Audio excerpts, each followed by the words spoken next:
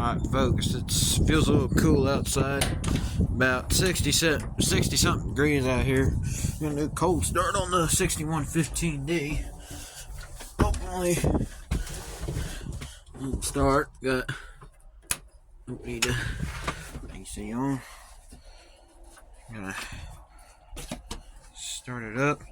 Do a cold start. Go ahead and raise up this seat, sit a little taller. Alright, that should be good. Start it up.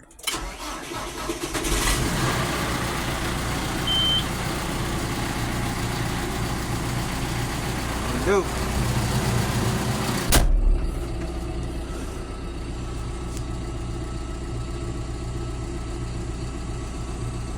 And it's idling at around 8,000 RPM.